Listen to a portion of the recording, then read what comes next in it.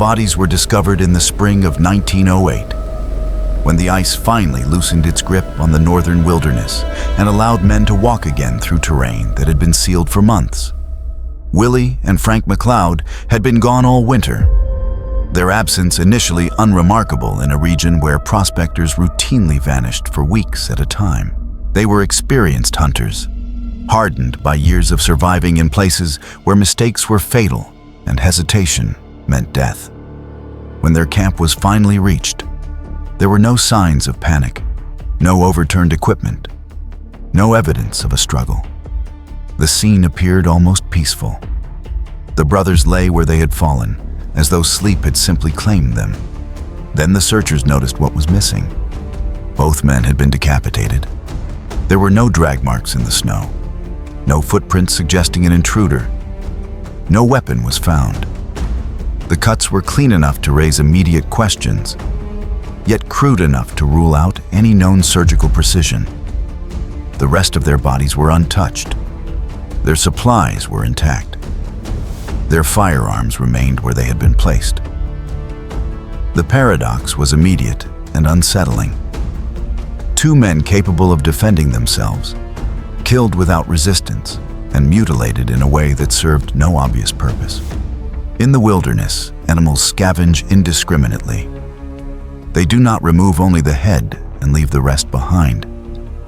Human violence, on the other hand, usually leaves chaos, evidence of fear, haste, or conflict. Here, there was nothing. The McLeods appeared to have died quietly, without alarm, without comprehension of what was happening to them. The location was the Nahanni Valley, a remote and rarely visited region in Canada's Northwest Territories, where rivers carve through limestone canyons and forests stretch unbroken for hundreds of miles. To outsiders, it was a place of opportunity. To those who lived nearby, it had long been something else entirely. By the time the McLeod brothers were buried, the story had already begun to spread. Prospectors whispered about a place that did not merely kill men, but altered them. A valley where death arrived without warning and left behind questions no one could answer. The McLeods were not the first to die there, but they were the first to die in a way that defied all logic. And they would not be the last. At the turn of the 20th century, the North was a magnet for ambition. The Klondike Gold Rush had transformed remote wilderness into a promised land, drawing thousands of men northward with the same dream: wealth pulled from the earth by sheer endurance. The Nahanni Valley sat just beyond the edges of this fever, a place rumored to hold untapped riches for those willing to risk everything. For prospectors hardened by cold and hunger, the valley represented the final frontier. But long before outsiders arrived, the local Dean people had already named it. They called it a place of spirits, a land that did not welcome the living. Their warnings were not framed as superstition, but as accumulated experience. Certain areas were avoided. Certain rivers were not followed. Stories spoke of beings that moved silently, of places where men lost direction even when the path was clear. These were not tales told to frighten children. They were practical boundaries, passed down to ensure survival. The gold rush dismissed such caution. Men who believed they could conquer nature viewed warnings as weakness. The McLeod brothers were among those who trusted their skills over local knowledge. They entered the valley not as fools, but as professionals, confident in their ability to read the land and manage risk. After their deaths, the valley's reputation changed. It was no longer simply dangerous. It was selective. The idea took hold that Nahanni did not kill randomly, but deliberately, as if responding to intrusion with a measured, inexplicable force. Newspapers seized on the story, and a name began to circulate: the Valley of Headless Men. For a time, fear slowed exploration.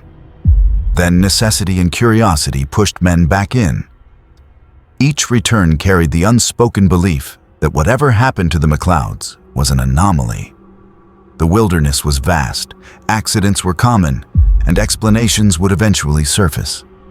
But as years passed, the incidents did not fade. They accumulated.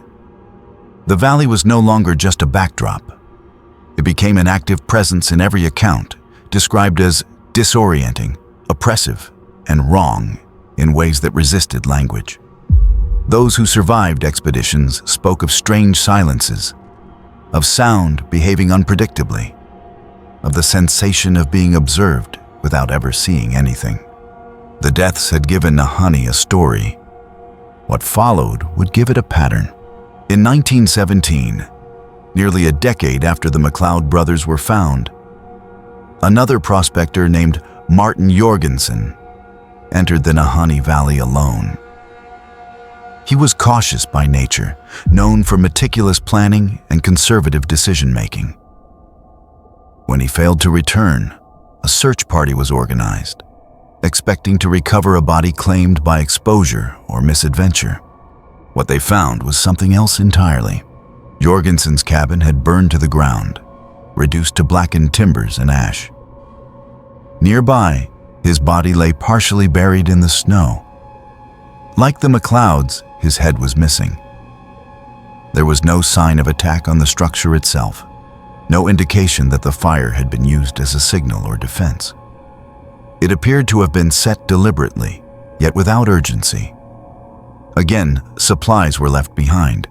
Again, no weapon was found. By this point, coincidence was becoming difficult to defend. The valley continued to claim lives in ways that defied expectation. In the early 1920s, Angus Hall, an experienced explorer backed by substantial funding, entered Nahanni with a full expedition. He was confident, well-equipped, and supported by men who trusted his leadership. One by one, his team retreated, citing unease and exhaustion. Hall pressed on alone.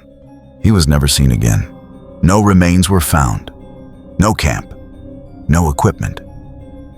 It was as if he had stepped out of the world entirely. The absence was complete, offering no physical evidence to analyze, no clues to reconstruct his fate. The valley had not left behind a body this time. It had left nothing at all. The pattern extended beyond prospectors. In the 1940s, a Royal Canadian Mounted Police officer entered the region while investigating earlier deaths. He was trained, disciplined, and acutely aware of the valley's reputation. When his body was later discovered, the cause of death was officially listed as exposure. Yet accounts from those involved in the recovery described inconsistencies that were never fully addressed. His route made little sense. His equipment was improperly used. His final position suggested confusion rather than exhaustion. Across decades, the details changed, but the themes remained constant. Men who knew the wilderness lost their bearings. Camps were abandoned without explanation.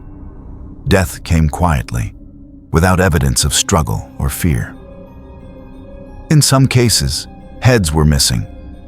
In others, men simply vanished. What made the Nahanni incidents uniquely disturbing was not their brutality, but their restraint. There was no chaos, no excess. The valley did not ravage, it removed.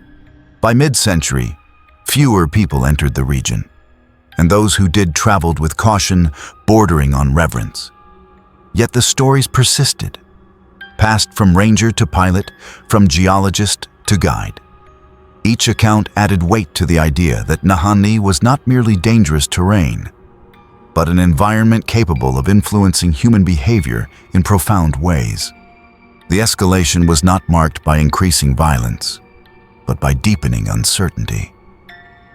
The more carefully the valley was studied, the less predictable it became. Scientific explanations were inevitable, and many were compelling. The Nahanni Valley is geologically complex, riddled with fault lines, caves, and thermal features. Hot springs release gases such as hydrogen sulfide, which can displace oxygen and cause rapid disorientation or unconsciousness. In confined spaces, exposure can be fatal within minutes. This theory accounted for sudden collapses and impaired judgment. Another hypothesis focused on infrasound.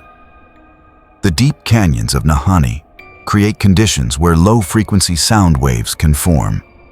Imperceptible to human hearing, but capable of triggering anxiety, confusion, and panic.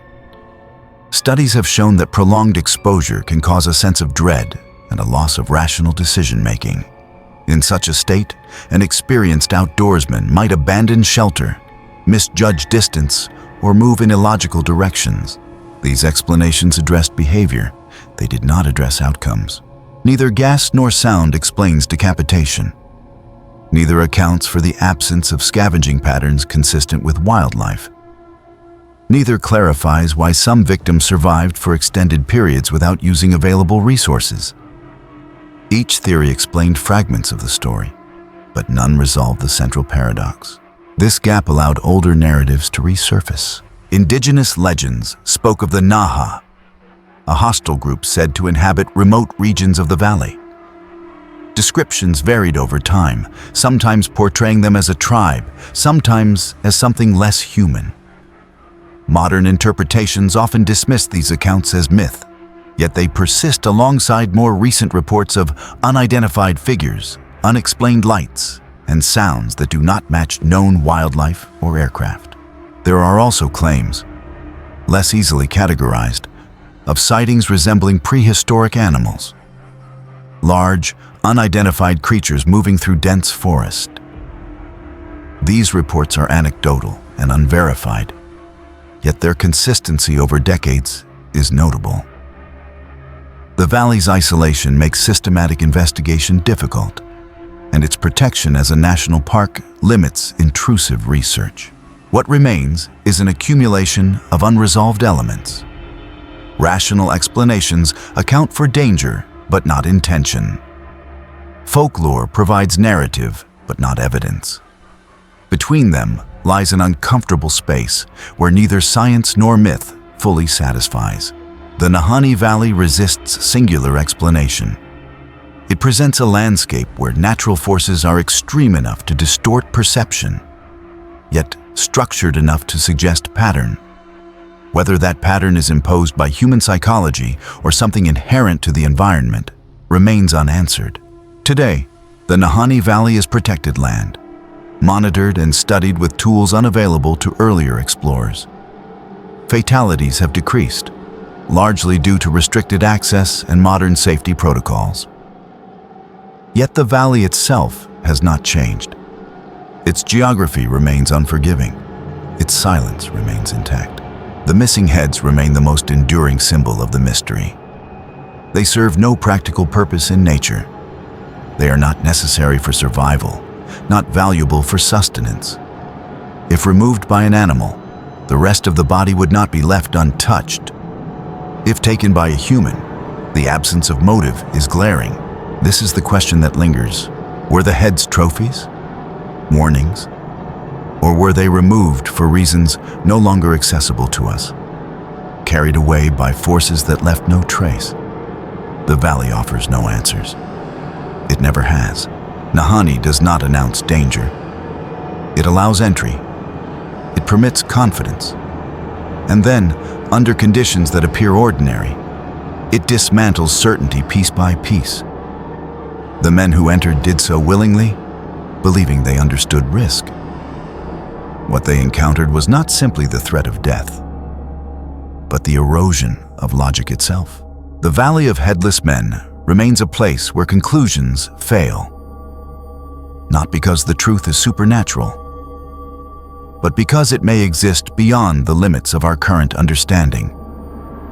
It stands as a reminder that there are still environments on this planet that do not yield to explanation, where survival depends as much on humility as on preparation. For those drawn to forbidden places and unanswered histories, Nahanni endures as a boundary. Cross it, and the rules change. And sometimes, they never change back.